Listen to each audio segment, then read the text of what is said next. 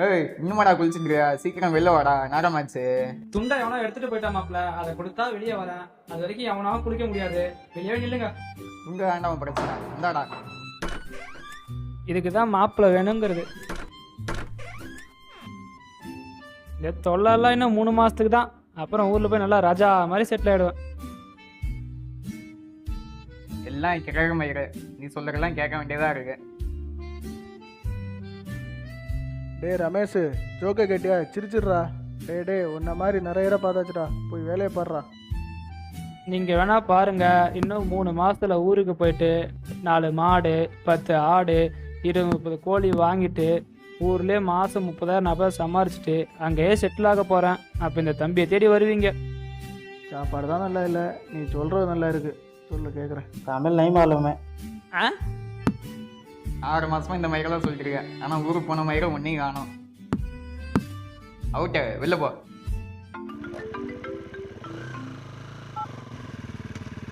சொல்கிறா மாப்ள, எப்படி இருக்க? நல்லா இருக்கேன்டா. வேலை முடிச்சா? வேலை முடிஞ்சு மாப்ள, இப்போதான் ரூம் போயிட்டு இருக்கேன். நேற்று அப்பாவை காலேஜ்ல பசங்க பாத்துருக்காங்கடா. பிரின்சிபல் கிட்ட ஏதோ பேசிட்டு இருந்தாராம். அப்புறம் நான் நம்ம சபரி கிட்ட சொல்லி விசாரிச்சேன். அப்பா மறுபடியும் காலேஜ்ல பியூன் வேலைக்கு கேட்டிருப்பாரு போலடா. அதான் கால் பண்ணேன். தெரியலையா மாப்ள? நான் பேசுகிறேன். சரி நீ பாரு, நான் பார்த்துக்கிறேன். சரி மாப்ள.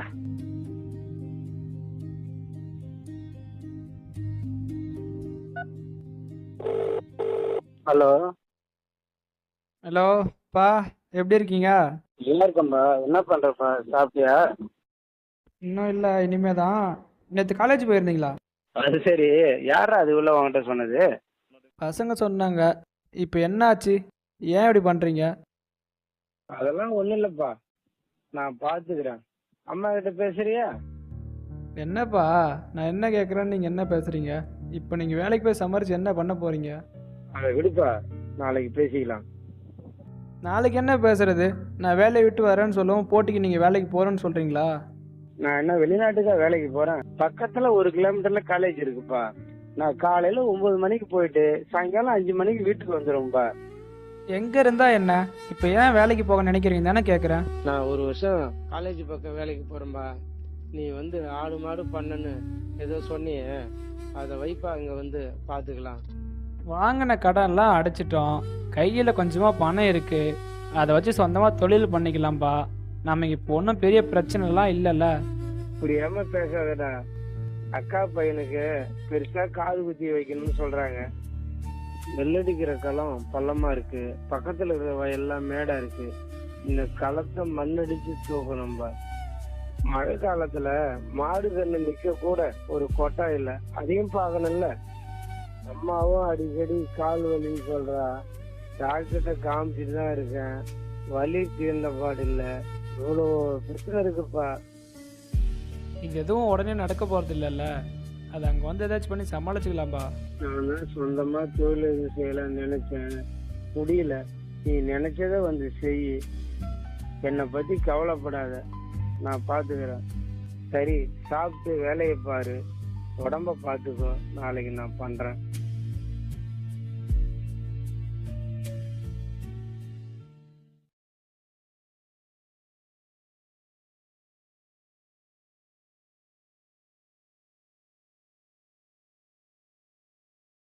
என்னடா மாப்பிள, என்னாச்சு?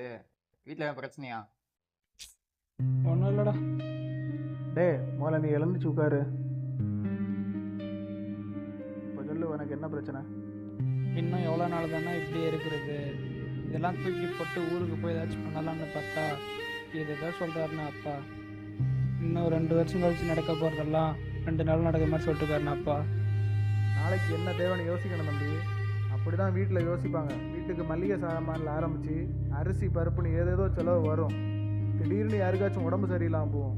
2 நாளில் கல்யாணம், காது குத்துன்னு சொந்தக்காரன் பத்திரிக்கை ஒன்று நீட்டுவான். அப்போ எங்கடா ஓட முடியும்?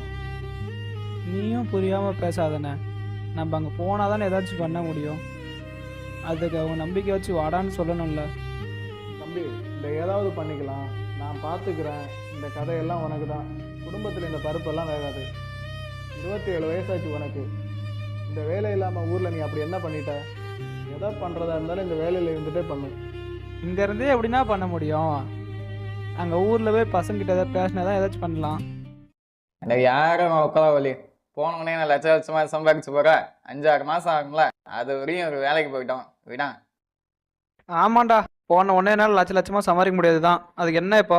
டே இல்லைண்ணா, இவனும் என்னால் முடியாதுன்னு சொல்லி குத்தி காட்டிகிட்டே இருக்கான். இப்போ என்ன, உன்னை ஊருக்கு போகணுமா? போ, உங்கள் அப்பா கிட்ட நான் பேசுகிறேன். ஆனால் ஒன்று, நீ ஊருக்கு போகிறது எப்படி உன் விருப்பமோ அதுபோல் அவர் வேலைக்கு போகிறது அவர் விருப்பம். அதில் நம்ம தலையிட முடியாது. இப்போ 3 வருஷமாக தானே வீட்டில் இருக்காரு. கிளாஸாக அட்டண்டன்ஸ் எடுத்துகிட்டு போகிறதும் டீ வாங்கிட்டு வர்றதும் அது இதுன்னு சொல்லிகிட்டே இருப்பாங்க. அது கூட பரவாயில்ல. பிரின்சிபல், அக்கௌண்டண்ட்டு, எஸ்போ வரைக்கும் யாரும் அவரை மனுஷனா கூட மதிக்க மாட்டாங்க. அவர் வயசுக்கு கூட மரியாதை கொடுக்க மாட்டாங்க. ஸ்கூல் வாசலில் கூட மதிச்சதில்லைண்ணா அவரு. அதுக்காக தாத்தாவை அவர் ஒரு நாளும் குறை சொன்னதில்லை. ஆனால் அண்ணா, எனக்காக இவ்வளோ பண்ண அவரை வெறும் குறை மட்டும்தான் சொல்லிட்டு இருக்கு. இல்லைண்ணா, திரும்ப அவர் அந்த லைஃப்குள்ளே போக விட மாட்டேண்ணா. அப்போ நான் சொல்கிறத கேளு. இன்னும் 1 வருஷத்துக்கு இந்த வேலையை பாரு. உனக்கு திறமை இருந்துச்சுன்னா நீ என்ன பண்ண நினைக்கிறியோ அதை இங்கே இருந்துக்கிட்டே ஊரில் சின்னதாக ஸ்டார்ட் பண்ண முயற்சி பண்ணு. வீட்டில் போய் உட்காந்துட்டு நம்ம தான் பண்ணணும்னு யோசிக்காத. நம்மளை மாதிரி ஆட்கள் எல்லாம் வாழ்க்கையில் முன்னேறணும்னா உட்காந்து யோசிக்கூடாது, ஓடிக்கிட்டே தான் யோசிக்கணும். நான் அட்வைஸ் பண்ணுற அளவுலாம் நீ சின்ன பையன் கிடையாது. கூட பிறந்த என் தம்பி மாதிரி நினச்சி சொல்கிறேன். நான் சொன்னதை கொஞ்சம் யோசிச்சு பாரு.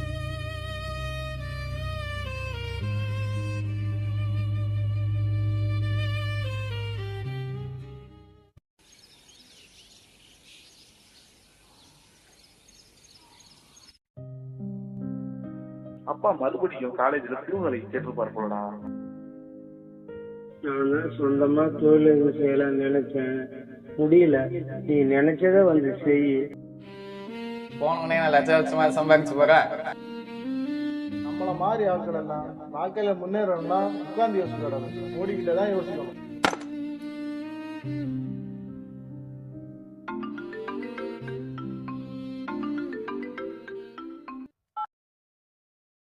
சொல்லுமா. ஹலோ கண்ணா, என்னடா 1 வாரமா போனே பண்ணல? நல்லா இருக்கியா? ஹலோ தம்பி, என்னப்பா அமைதியாவே இருக்க? எதுவும் பிரச்சனையா? எனக்கு என்னம்மா, நான் நல்லா இருக்கேன். கவலையை நீ மறந்திடு, உன் காலம் மாறும் பொறுத்திடு. கவலை நீ மறந்திடு, உன் காலம் மாறும் பொறுத்திடு. உதிர்கால இலையை போல உன் துன்பம் உதிர்ந்தே போகும். வலந்தாரம் மாற்றம் தந்தால் வலியெல்லாம் தானாய் மாறும். எறும்புக்கும் புழுவுக்கும் எதிர்காலம் ஒன்று உண்டு. நம்பிக்கை கொண்டால் மனிதா நாளை நம் கையில் உண்டு.